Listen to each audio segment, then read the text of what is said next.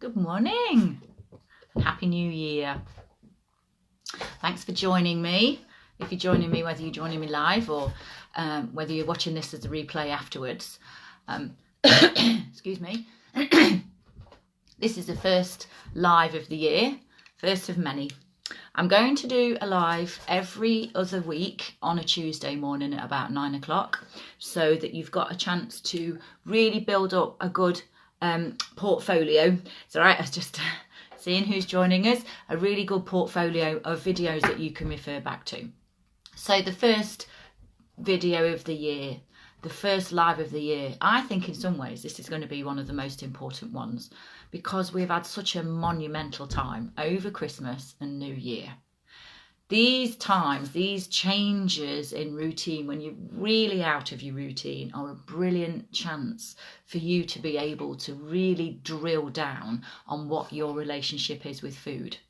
So what I'd really like to be able to do with you today is give you the chance to turn how you might feel about Christmas and New Year on its head. All right, we're going to really work on how you can make this work for you, because I often find that when you have a big strong time like this out of your routine, as far as therapy is concerned, these times are golden, absolutely golden.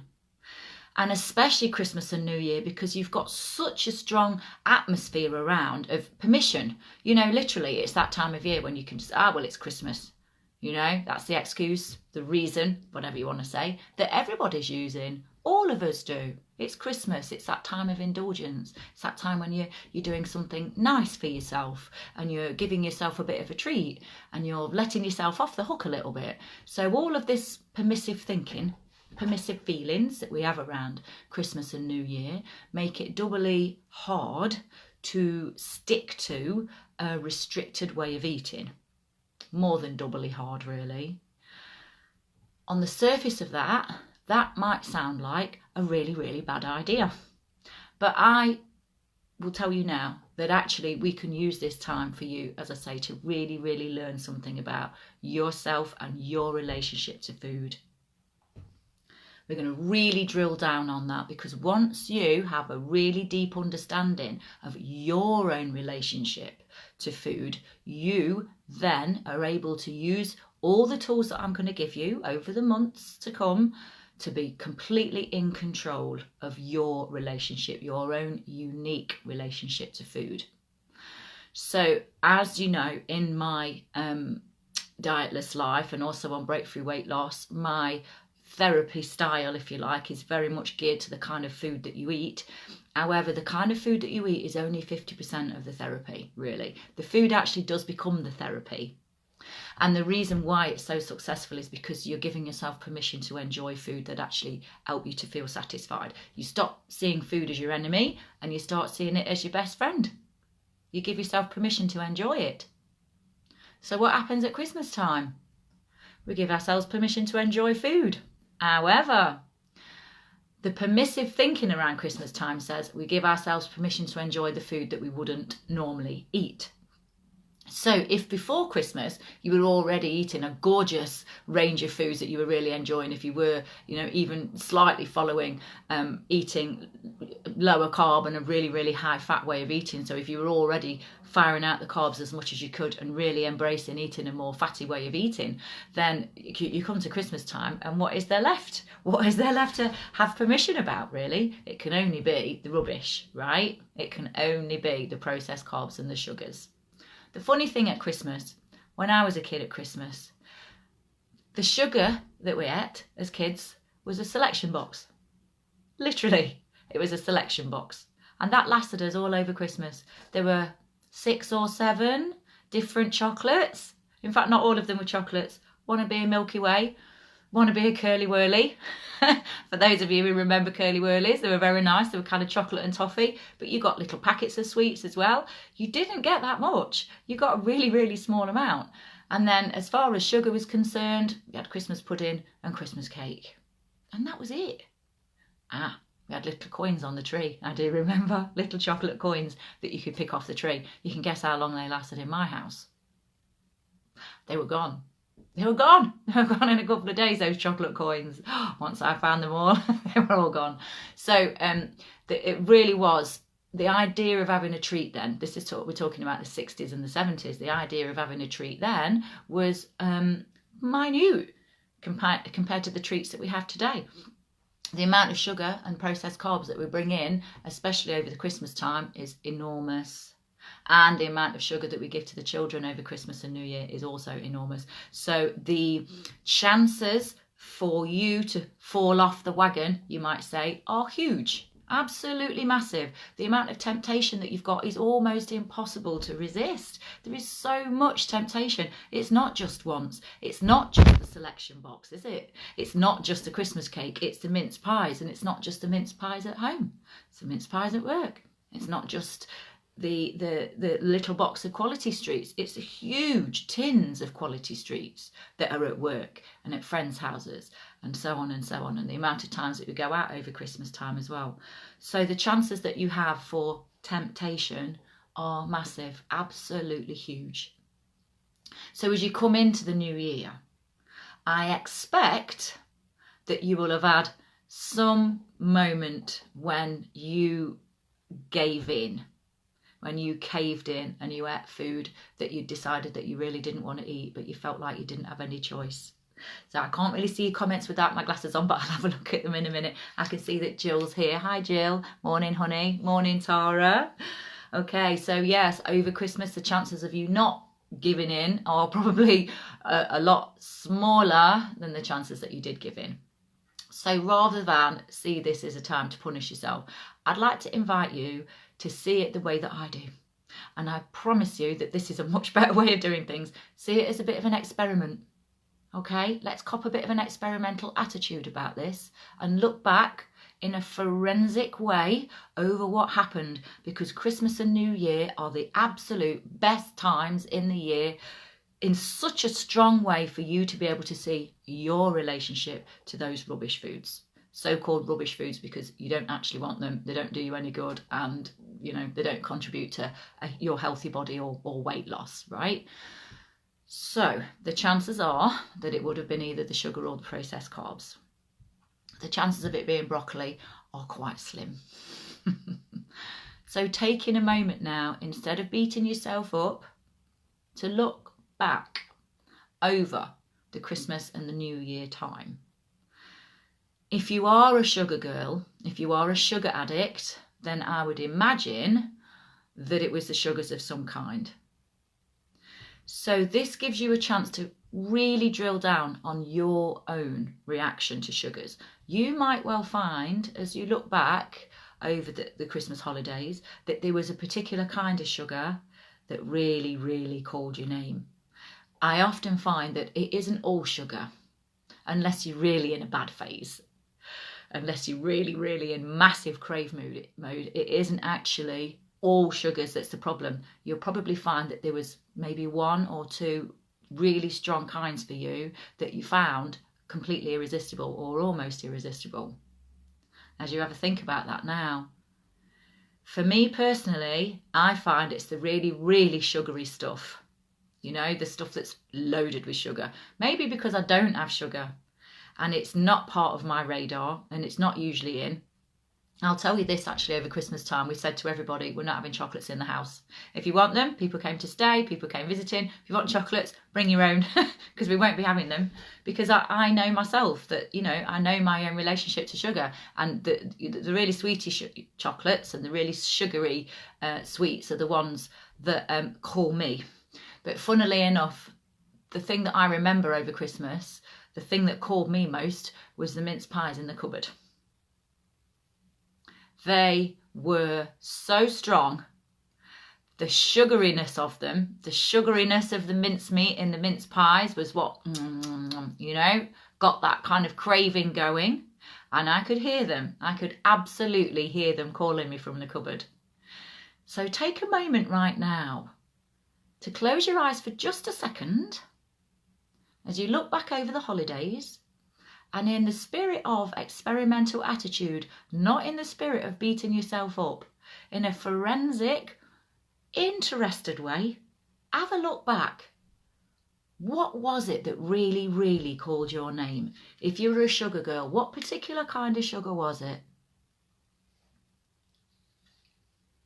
And as you think about that moment now, as you think about what it was that called your name, you then will have massively learned something about your relationship, because at that particular moment, you can recognize right now you are not in control.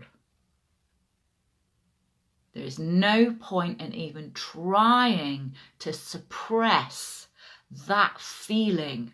No point, right? Because it's overwhelming. There is no point in trying to fight it. You recognize that? How strong that feeling is? That is not you being in control. That is you having an out of control relationship to whatever food it was. So if it wasn't the sugars, what was the savouries? What particular savouries was it that was calling you? If it was the crisps or the what else do savoury people eat? I'm such a sugar girl. Whether it was the crisps or the savoury crackers or the bread or, you know, the savoury kinds of savoury nibbles, all that kind of stuff that was around. What was calling you so strongly that you felt that you couldn't resist? This is the moment of intervention. This is the critical, pivotal moment in your weight loss journey where you can then jump in and take control. That moment, this is where the intervention happens. This is where you own the moment, where you're able to look back and go, oh, yeah. Remember, you have your little justifier. And remember how clever she is. You're very clever women.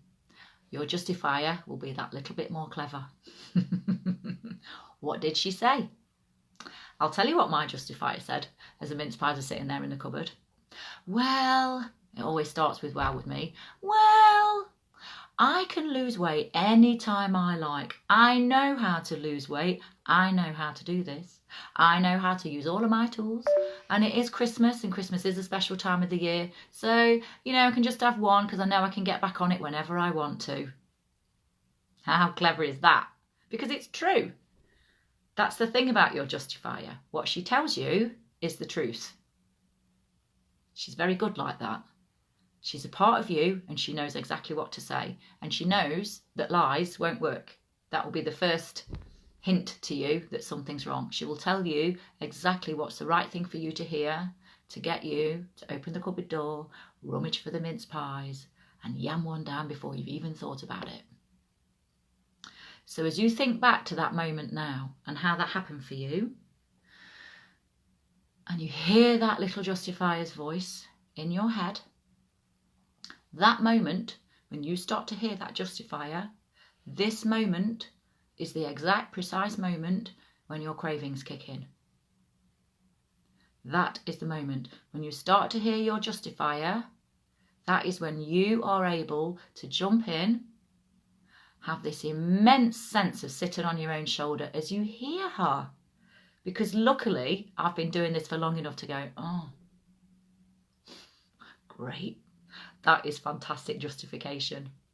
Well done. Well done, Bridge. You've surpassed yourself. This is a new one. You're actually using your own living against you. You're actually using your own therapy as a reason for reaching for sugar. Which actually, you know, is how twisted, if you like, the logic often is with your justifier. It is such a strong logic to being able to help others take control of their food choices. I'm just going to turn my dialer down. I'm sorry, I forgot all about that. So my own career, being able to help others to take control of their food choices, was then used by my justifier against me to try and reach for those mince pies.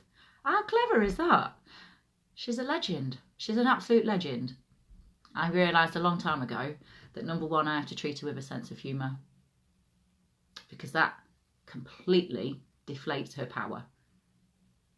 It absolutely does. It completely creates a sense of you being able to sit on your own shoulder and to have a sense of humour with yourself, to be able to see that little part of you and just how clever she is. There's no point in trying to beat yourself up. There's no point, because you're not doing anything wrong. You're having a relationship to foods that you find irresistible, and there are so many time. It's so difficult, excuse me, it's so difficult all of the time to be able to have control over those food choices, because there is so much of it around. So this year, as you think about that moment, what did your justifier say to you? What was your own perfectly clever, your own absolutely unique justification? Obviously, the easiest ones are, it's Christmas, I've worked hard all year, I deserve this, I'm going to get back on it in the new year. Oh, it's just this once. How many times did you say that? I'm just going to have the one. Or I'm not going to bother today, of course, is the strong one, and then find that you're giving it. However, yeah, how many times over the Christmas period did you think to yourself, I'm just going to have the one, and then find that it's like opening the floodgates? Because I think that is one of the strongest persuasions that we have. I'm just going to have the one. Oh, I'll be all right, I'll just have one. And then before you know it, half the packet's gone, or half the tin, or whatever. So that moment, that absolute moment, is a moment when you have a decision, you have a choice to make.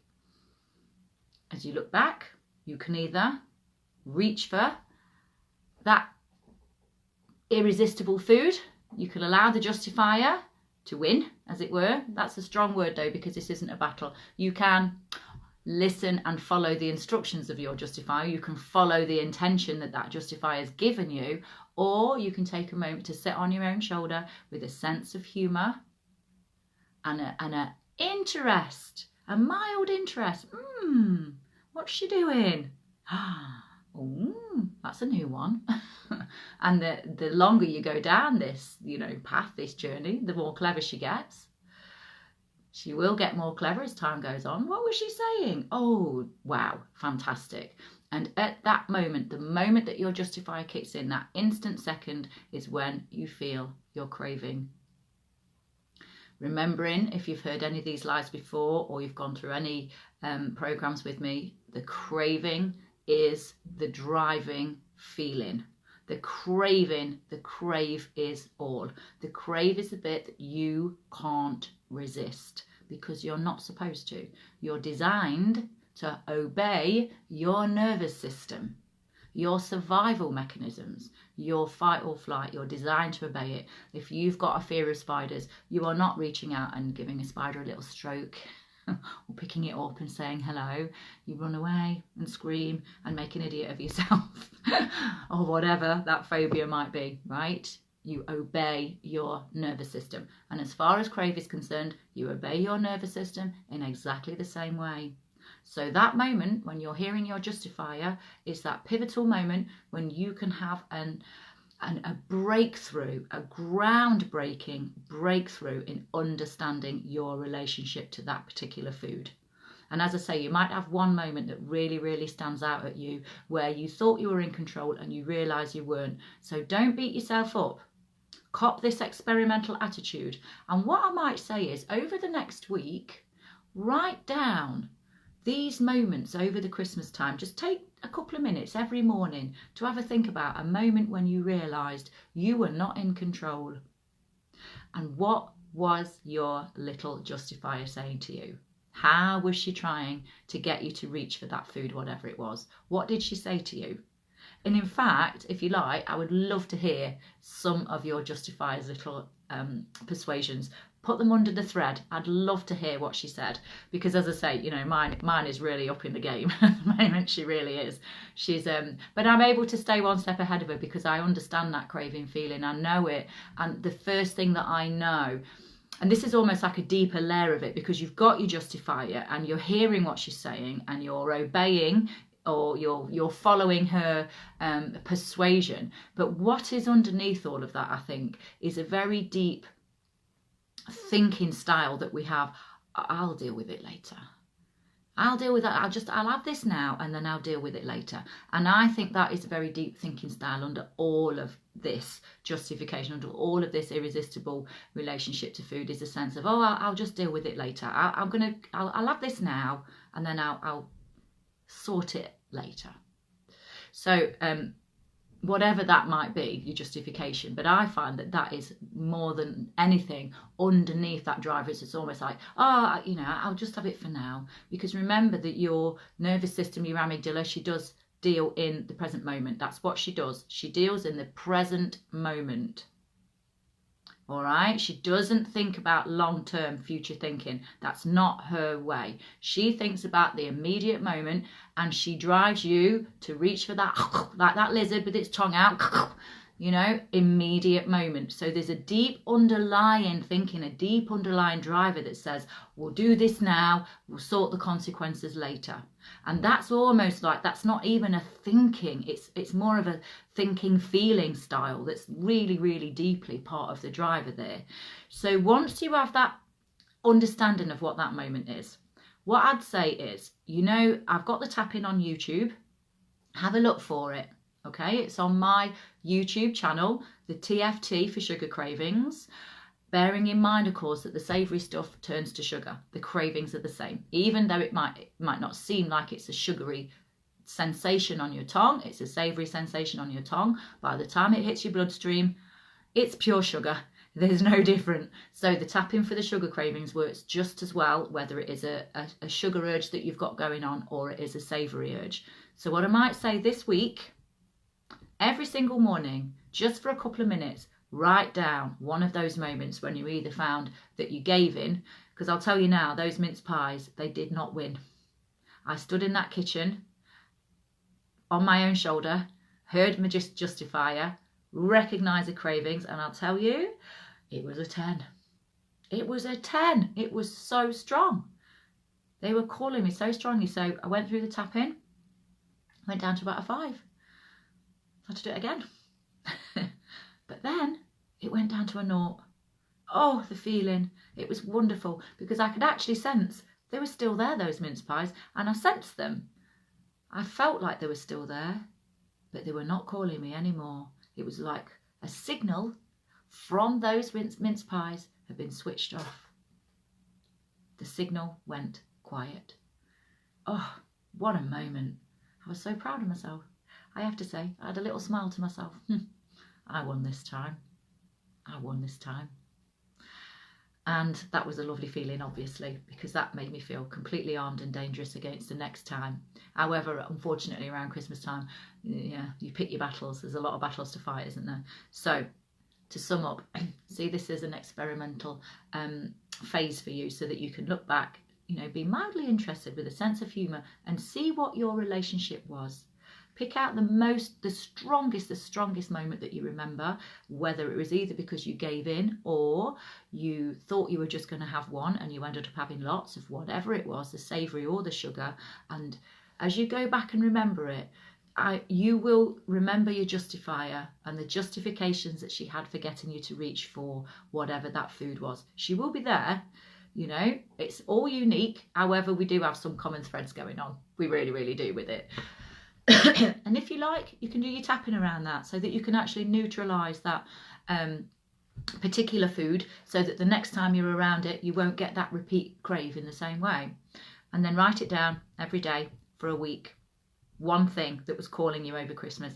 Be honest with yourself. This is your journey. This is your own unique relationship to food. So be honest with yourself and write it down. But if you do want to write down a few of the little justifiers voices under this thread, I'd be really, really interested. Let's build up a little bit of a library and then we can all be armed and dangerous, can't we? Because remember, she is a part of you. So no falling out with her, no beating her up, no seeing her as your enemy. She is your little friend. She's just obeying your nervous system. Your nervous system comes first. The craving comes a split second first. Your justifier jumps in afterwards. That's the way she works. She's only doing what she's told. So taking a moment to think about all of that, and please do comment under the thread, and I will be here for in and out for a lot of the day. And okay, Linda, thank you. Hi, Chris. Christmas cake, lovely. Linda, justification, just one. Yeah, lovely. Savoury was the Bombay mix. It's got nuts in it too, lovely. So justification, odd chocolate covered nut, mostly nuts but too many. Yeah, bread, pastry, mince pies, Dundee cake, crackers and booze. There we go, Jill. You see, there's plenty of it around, isn't there? So yeah, struggle with mince pies too, Nicola. The crunch of the pastry is part of it, of course. And this is what we're going to talk about a bit more, actually, is what the food industry do. They design the texture of this food for you to find it irresistible, you know. They design it in a lab. It's not just thrown together. This is very precisely designed textures that you are not meant to resist. If I know this about your nervous system and your crave, you're damn right they do. They've got a lot more money than me. And they do a lot more research than I could possibly do, because they have teams of thousands of people. And they spend millions getting into your psychology, as well as what goes on in your mouth. They're very clever at that. So yeah, the texture, beautifully designed, isn't it? They know what they're doing. Okay, so there's a few things for you to be working on over the next week or so. I'm going to do a live once every 2 weeks, but we're going to really deep dive down onto this intervention, because the interventional moment, the pivotal moment, is where your power is. This is where you're armed and dangerous this year. I'm going to give you a toolkit. I'm going to give you a whole skill set of tools that you can start to use, where you get a deep understanding. Yes, the food is 50% of your therapy. This is the other 50%. Being armed and dangerous and in control of your food choices. Nobody else, you. Have a lovely day. And please do, as I say, comment underneath. And I'll talk to you soon.